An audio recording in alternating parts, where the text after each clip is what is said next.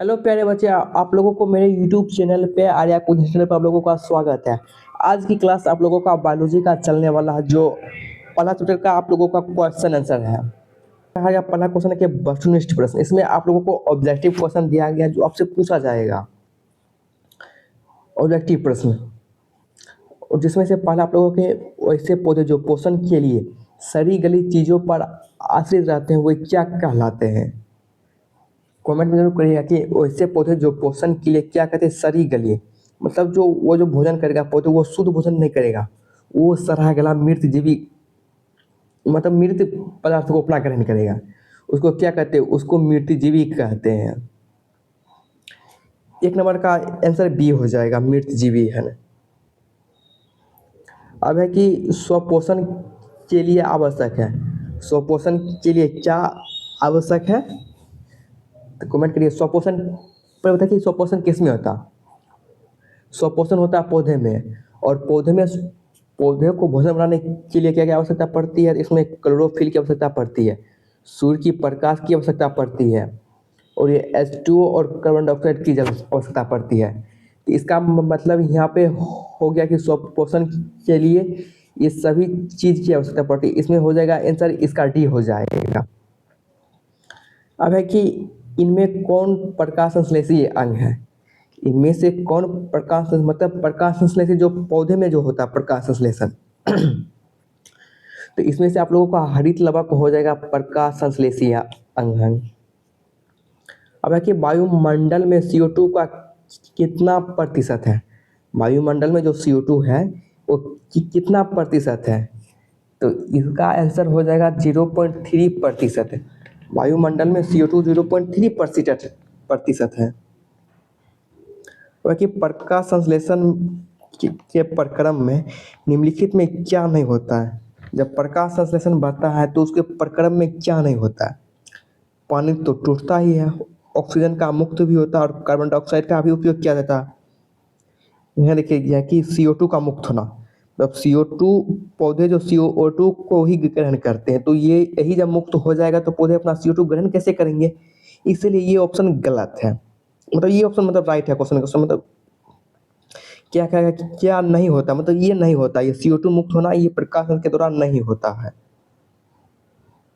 अब है कि इनमें किसके द्वारा अमीबा भोजन का अंतर ग्रहण करता है।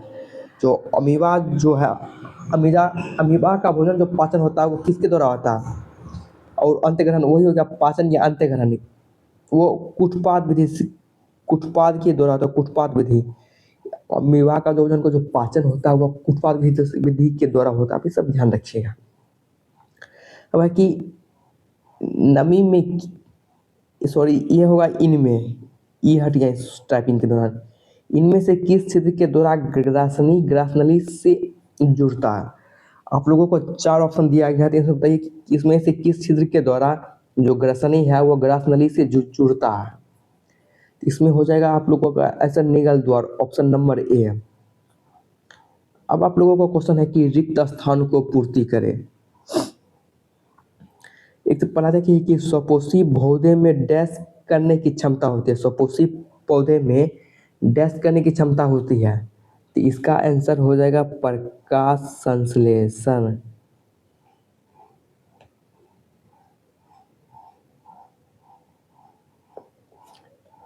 इसका मतलब प्रकाश संश्लेषण हो जाएगा।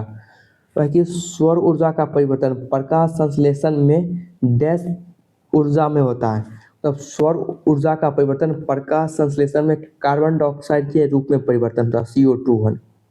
तो पौधे जो अपना भोजन जो प्रकाश संश्लेषित करते हैं किसके रूप में प्रकाशित करती है, उपयोग करते हैं CO2 के रूप में उपयोग करती है। बाकी वायुमंडल से पत्तियां CO2 द्वारा ग्रहण करती है। वायुमंडल से पत्तियां जो है CO2 किसके द्वारा ग्रहण करती है, वह रंध्रों के द्वारा ग्रहण करती है।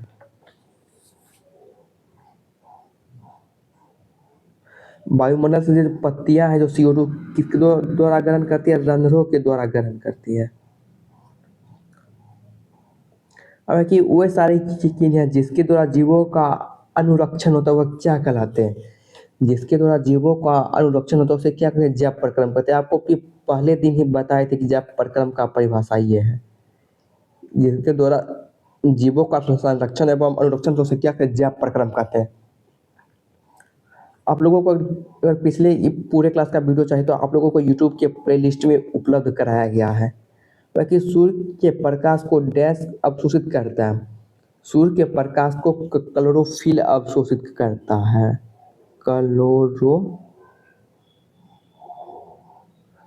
सूर्य के प्रकाश को पत्ती के क्लोरोफिल में जो ये जो उपलब्ध होता है जो क्लोरोफिल वो अवशोषित करता है सूर्य के प्रकाश को। हालांकि मनुष्य की अमाशय की दीवार से डैश निकलता है। मनुष्य की अमाशय की दीवार से क्या निकलता है? जठर रस का स्राव होता है। क्या है? जठर रस का स्राव करता है। मनुष्य की अमाशय जो है वह जठर रस का स्राव करता है। जठर रस। बाकी मनुष्य की आहारनाल की लंबाई करीब 10 सेंटीमीटर होती है। मनुष्य की आहारनाल की लंबाई तकरीबन क्या लिखा था? 8 सेंटीमीटर से 10 सेंटीमीटर तक लंबी होती है। क्या होती है लंबी? मनुष्य की आहारनाल। अब आप लोगों का क्वेश्चन है कि अति लघु उत्तरीय प्रश्न, इसमें आपको शॉर्ट आंसर दिया गया है। पहला क्वेश्चन है आप लोगों की जैव प्रक्रम किसे कहते हैं? क्या कि जीवों के शरीर में जीवन को बनाए रखने के लिए होने वाले सभी आवश्यक क्रिया को क्या कहते हैं? जैव प्रक्रम कहते हैं। इसका मतलब हो गया कि जीव में जितने भी आर्थिक जो क्रियाएं होती है, जो जीव जीवित रहने के लिए जो भी क्रियाएं करती है उसको सम्मिलित रूप से क्या कहती हैं? तो जैव प्रक्रम कहते हैं, तो सम्मिलित रूप से। हालांकि बहुकोशिकीय जीव में ऑक्सीजन की आवश्यकता विसरण द्वारा क्यों नहीं पूरी हो पाती है? बहुकोशिकीय जीवों में जो है जो ऑक्सीजन की आवश्यकता विसरण द्वारा क्यों नहीं पूरी हो पाती है?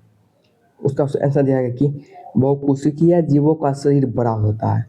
मतलब बहुकोशिकीय जीव हो गया, मानव हो गया, गाय बकरी, जितने मतलब जीव देख सकते हो उसको बहुकोशिकीय जीव कहा गया। इसीलिए केवल विसरण द्वारा ऑक्सीजन सभी कोशिकाओं तक नहीं पहुंचता। मतलब जो ऑक्सीजन है विसरण की क्रिया है जो बहुकोशिकीय जीव में द्वारा नहीं पहुंच सकता है। अतः इनमें शोषण एवं रक्त परिसंचरण तंत्र की आवश्यकता होती है। मतलब बहुकोशिकीय जीव में जो विभिन्न अंगों में जो ऑक्सीजन जो जाता है वह किसके द्वारा जाता है? वह श्वसन एवं रक्त परिसंचरण तंत्र के द्वारा आता है। जो हमारे शरीर में जो शिरा जो धमनी है और रक्त में ही क्या गुजरता, ऑक्सीजन गुजरता रक्त में ही, और ऑक्सीजन वो जो है वो हमारे पूरे शरीर में फैल जाता है। जिसके माध्यम से ऑक्सीजन फैल जाता है वह रक्त परिसंचरण तंत्र के माध्यम से ऑक्सीजन पूरे शरीर में फैल जाता है। बाकी जीवों में पोषण की प्रमुख 2 विधियां हैं।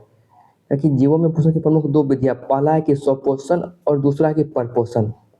जीवों में पोषण की प्रमुख 2 विधियां, स्वपोषण और परपोषण। बाकी हरे पौधे में किस प्रकार का पोषण पाया जाता है? हरे पेड़ पौधे में स्वपोषण पाया जाता है, क्योंकि ये जो हरे पेड़ पौधे हैं ये जो अपना भोजन कैसे बनाते हैं?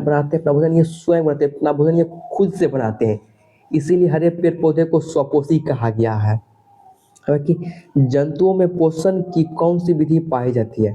जंतुओं में परपोषण की विधि पाई जाती है, क्योंकि ये जो जंतु है जो यह किसी दूसरे जीव पर आधारित है, यह पेड़ पौधे पर आधारित रहते हैं, दूसरे जीव पर आधारित है, इसीलिए इसे जंतु में पोषण की विधि बताया गया है। तो परपोषी पोषण बताया गया। जंतु में भोजन की विधि क्या? परपोषी पोषण है। क्योंकि 3 प्रकार की पोषण की विधियों का नाम लिखें। पहला है मृतजीवी परपोषण, दूसरा है परजीवी परपोषण और तीसरा प्राणी संपर्पोषण। प्राणी संपर्पोषण को होलोजोइक पोषण भी कहा जाता है। आप लोगों को एग्जाम में प्राणी संपर्पोषण ना देखिए, होलोजोइक पोषण अगर दे दिया जाएगा तो आप लोग क्वेश्चन जरूर बनाइएगा।